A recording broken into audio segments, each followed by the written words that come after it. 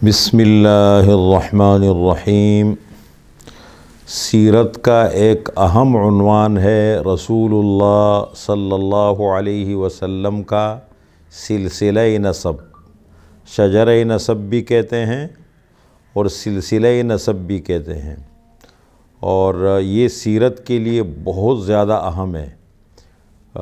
اس کو یوں سمجھ لے جیسے کہ کی بورڈ ہے کمپیوٹر کے لیے، تو اسی طریقے سے سیرت کو سمجھنے کے لیے یہ کی بورڈ ہے، یعنی اسی سے قبائل بنتے ہیں، اسی سے سارے عرب کے سسٹم کو ہم سمجھیں گے۔ آپ صلی اللہ علیہ وسلم کا خاندان ہے یا باقی قبائل ہیں تو وہ اسی سے بنتے ہیں، تو اس لیے رسول اللہ صلی اللہ علیہ وسلم کا سلسلہ نسب یہ بہت زیادہ اہم ہے۔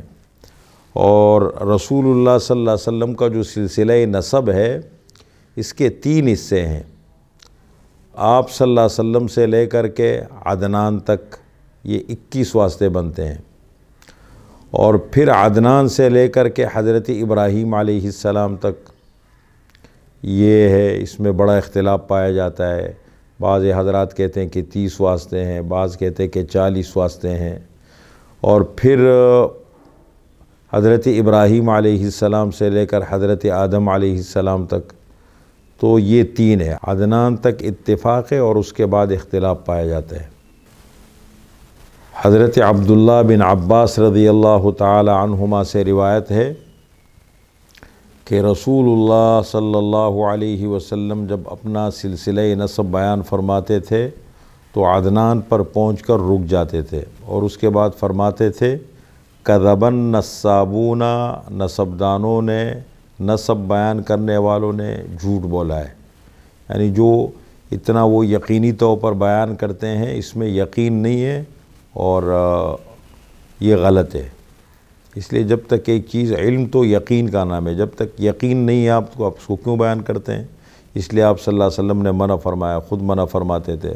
حضرت عبداللہ ابن مسعود رضی اللہ تعالی عنہ جب رسول اللہ صلی اللہ علیہ وسلم کا سلسلہ نسب بیان فرماتے تھے تو سب سے پہلے قرآن کریم کی یہ آیت تلاوت فرماتے تھے، وَعَادًا وَثَمُودَ وَالَّذِينَ مِن بَعْدِهِمْ، اور قوم عاد اور قوم ثمود اور ان کی بعد کی قومیں، جو ان کی بعد اور قومیں آئی، لا يعلمهم الا اللہ، ان کا علم اللہ کے سوا کسی کو نہیں۔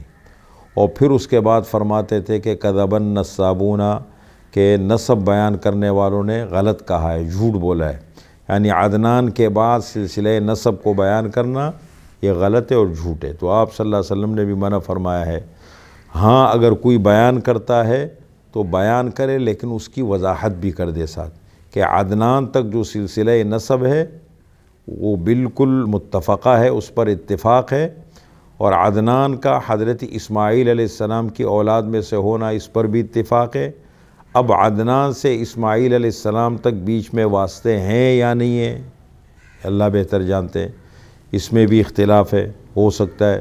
اور پھر اس کے بعد ابراہیم علیہ السلام سے لے کر حضرت آدم علیہ السلام تک سلسلہ ہے، اس میں بھی بہت زیادہ اختلاف پایا جاتا ہے۔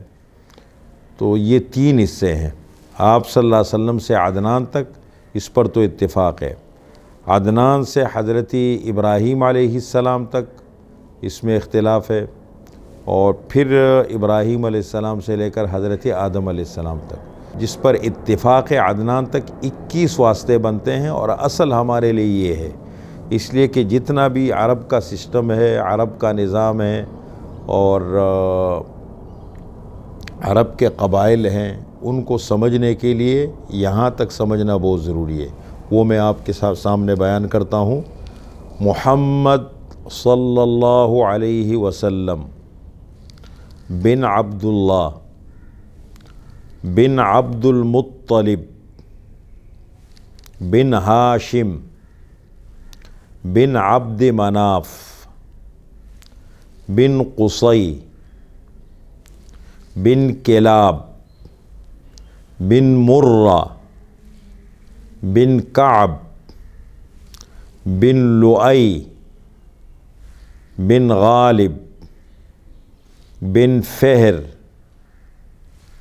بن مالک بن نضر بن کنانہ بن خزیمہ بن مدرکہ بن الیاس بن مضر بن نزار بن معد بن عدنان، 21 واسطے یہاں تک بنتے ہیں، اور یہ بہت زیادہ اہم ہے۔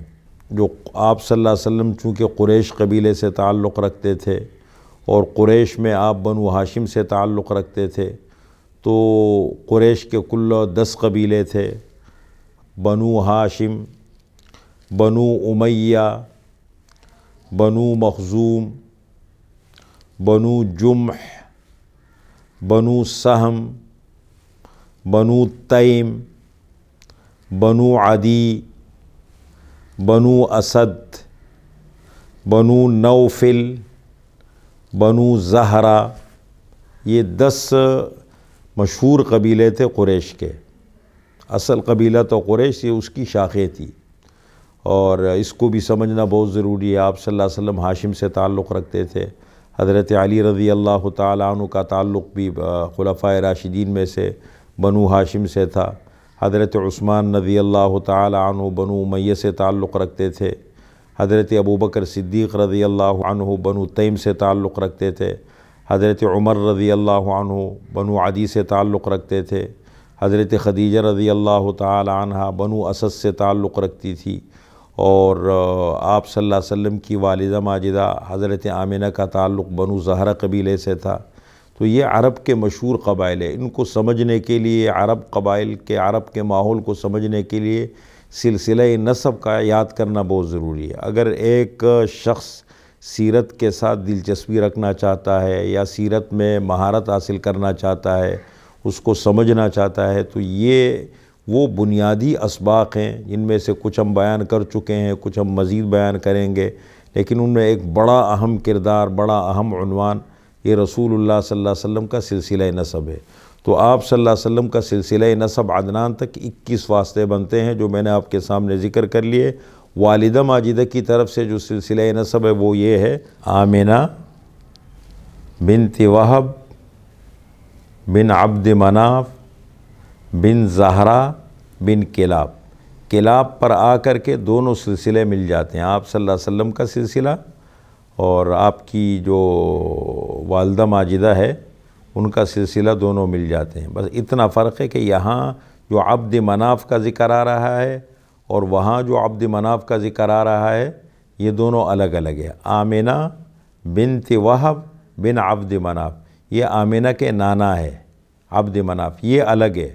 اور آپ صلی اللہ علیہ وسلم کے جو پردادا ہیں ان کے والد محمد صلی اللہ علیہ وسلم بن عبداللہ بن عبد المطلب بن ہاشم بن عبد مناف، اور آپ صلی اللہ علیہ وسلم کے پردادا کے جو والد عبد مناف وہ الگ ہے، وہ عبد مناف الگ ہے، اور حضرت آمنہ کے جو نانا ہے عبد مناف یہ الگ ہے، یہ دونوں الگ الگ ہے۔ اسی طریقے سے ابو طالب، ان کا نام بھی عبد مناف تھا، وہ الگ ہے۔ تو یہ ذرا فرق کو سمجھنا ہے، تھوڑا واضح کرنا ہے۔ باقی یہ جو سلسلہ نسب ہے یہ بہت اہم عنوان ہے سیرت کا، اور کوئی بھی سیرت کے ساتھ دلچسپی رکھے تو اس کو یاد کرے، اس سے قبائل سمجھنے میں اور آگے سیرت کو سمجھنے میں بہت آسانی رہتی ہے۔